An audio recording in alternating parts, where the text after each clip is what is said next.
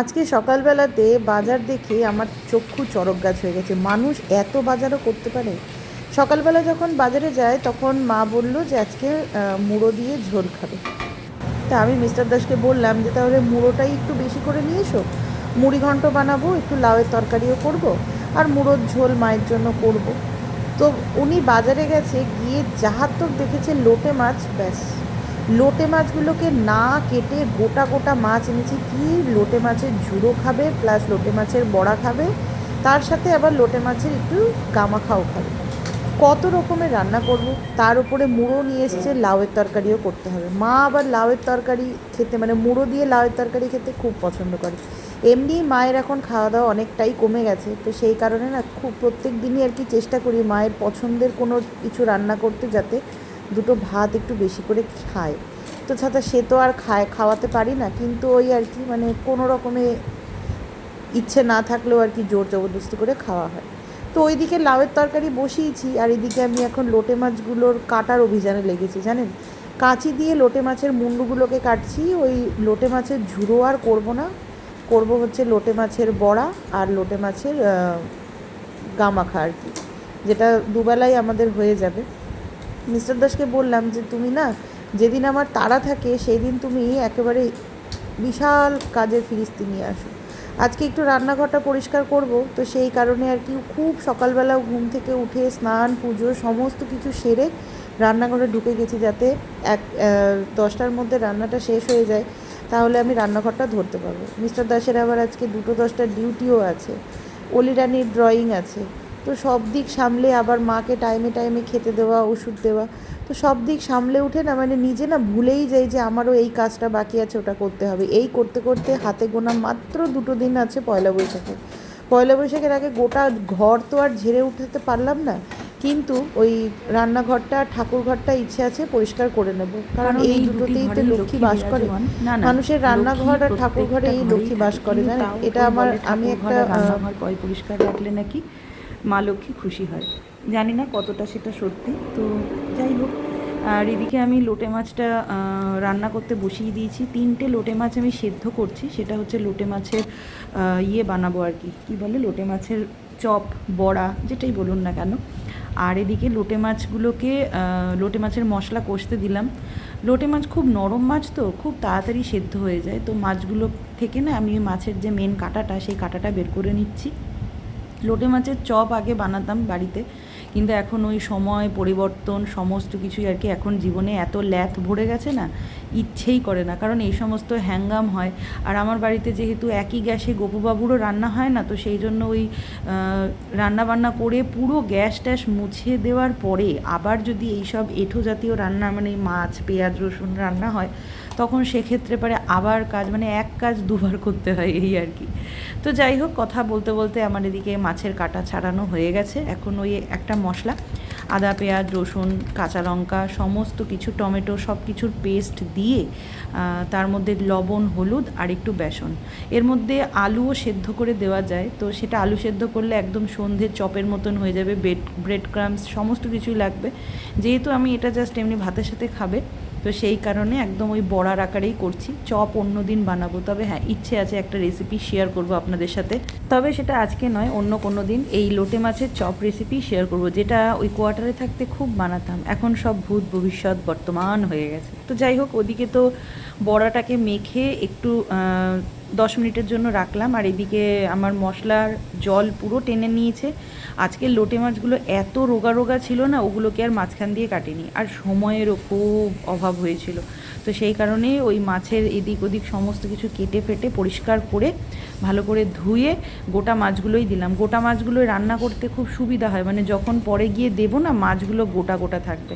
আমার শ্বশুরবাড়িতে আবার লোটে মাছের ঝুড়ো একরকম খাবে, লোটে মাছ যখন ওই রসা রসা হবে না, সেটা আবার গোটা মাছ থাকবে, অনেক ঝামেলা। তো সেই কারণে খুব টেনশন হয় আমার। তো এইদিকে দেখুন আমার রান্না মোটামুটি কমপ্লিট। এখানে হচ্ছে মায়ের মাছের মুড়ো তরকারি হয়েছে, মানে ঝোল আর কি, লাল শাক, আর এদিকে মাছের মুড়ো দিয়ে হচ্ছে লাউয়ের ঘন্ট, আর ওদিকে তো লোটে মাছ হচ্ছে, আর এই দিকে আমি করছি হচ্ছে লোটে মাছের বড়া। লোটে মাছের বড়াগুলো এমন কিছুই নয়, সবাই বানাতে পারে, শুধু ওই হ্যাকামটা কোথায় বলুন তো, এক্সট্রা করে লোটে মাছগুলোকে ভাজতে হবে, সেদ্ধ করতে হবে। সেদ্ধ করে মেখে ওই বড়ার আকারে ভেজে নিলে পারি দারুণ লাগে, চায়ের সাথেও কিন্তু খুব ভালো লাগে, মানে সন্ধ্যের টিফিনের কথা বলছি। তো ভাজা পোড়া খেতে সবাই ভালোবাসে। আমি যত চেষ্টা করি যে না আমি একটুখানি ডায়েট করব, আমি ভাজা পোড়া কম খাবো, কিন্তু লাভের লাভ কিচ্ছু হয় না। আমার বরের পাল্লায় পড়লে পারে যে মানুষ ভাজা পোড়া খেতে পছন্দ করে না, তাকেও ঠুসিয়ে ঠুসিয়ে খাওয়াবে। আমি বিয়ের আগে এত ভাজা ভুজা খেতাম না, জানেন। এই বিয়ের পরে আমার বরের চক্করে পড়ে এখন চায়ের সাথেও মনে হয় কি একটুখানি চপ সিঙ্গারা বেশি মানে খেলে পরে আর কি ভালো লাগে। যাই হোক, তো এদিকে আমার বড়াগুলো সমস্ত ভাজা হয়ে গেছে। আর এই ফ্রাই প্যানটা না কিনে এত উপকার হয়েছে আমার, অল্প তেল দিয়ে এর মধ্যে বড়াগুলো ভাজা যায়, আর তেলটাও কম হয়, আর পোড়া তেলটাও বেশি থাকে না। তো খুব খুব খুব কাজের একটা জিনিস এটা আমার।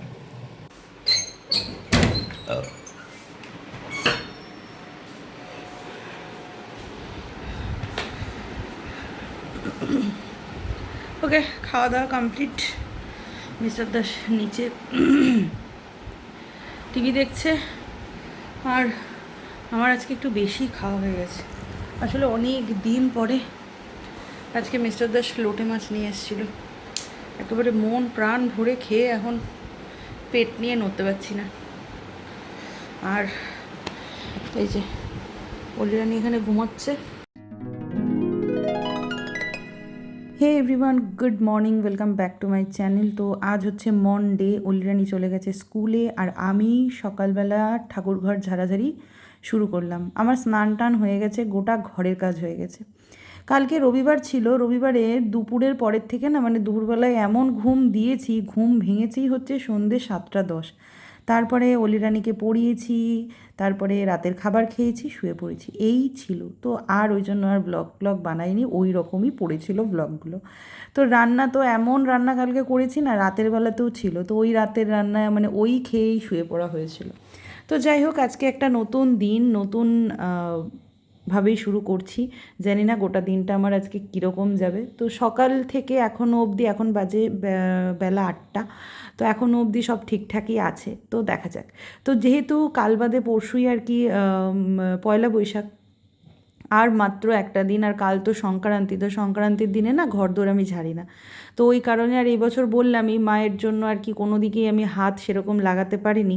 রবিবার দিনকে আমি একটুখানি ওই রান্নাঘরের ওপরটা চিমনি টিমনি ওগুলো পরিষ্কার করে ফেলেছিলাম, কিন্তু ভেতরের ডিপ ক্লিনিং হয়নি, ভেতরের ওই কভার্ডগুলো হয়নি, তো ওগুলো পরে করব।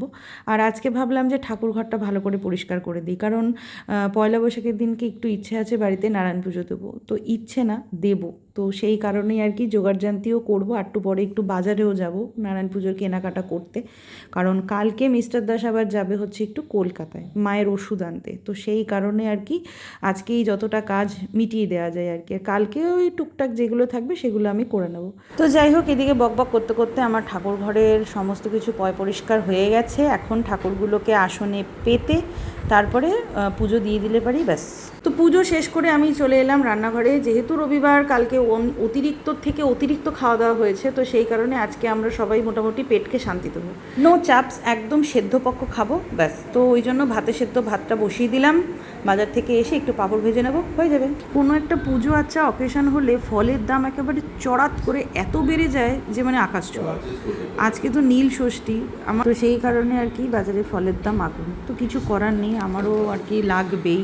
তো কালকে হবে না আসা, তো সেই কারণে আর কি আজকে অল্প অল্প করে সব নিলাম। এরপরে চলে এলাম হচ্ছে দশকর্মার দোকানে, গপুবাবুদের জন্য একটা করে জামা নিলাম।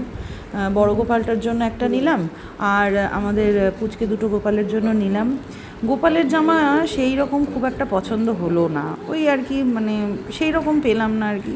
নতুন জামা পরাতে হয় ওই আর কি, মানে কোনো রকম আর কি বাছাই করা মালের মধ্যেই 3টে জামা পছন্দ করলাম। বড় গোপালটার তো সাইজই পাই না এখানে, তো বড় গোপালের জামা আগাগোড়াই আমি চাকদা থেকেই নিই, এখানে এখন বিপদে পড়ে আর কি নিতে হচ্ছে। যাই হোক, তো আর নারায়ণ পুজোর যা যা ছিল দশকর্মার সেই সমস্ত কিছু নিলাম, নিয়ে এরপরে গেলাম হচ্ছে অলিরানির জামা কিনতে। অলিরানির জামা কিনতে এক সার, প্রথমে তো যেগুলো পছন্দ হচ্ছিল সেগুলোর সাইজ পাচ্ছিলাম না, আবার যেগুলোর সাইজ পাচ্ছি তো সেগুলোর পছন্দ হচ্ছে না। তারপরে ওই কাকুই বললো যে এই গেঞ্জির ফ্রকগুলো নিয়ে যাও, গরমে খুব ভালো পরতে পারবে, মানে আরাম পাবে আর কি। তো ওই আর কি গেঞ্জি ফ্রক, তার মধ্যেও আর কি মানে আমি না একদম শেষ বাজার, মানে চৈত্র সেল সব শেষ সেই সময় এসে নিয়েছি।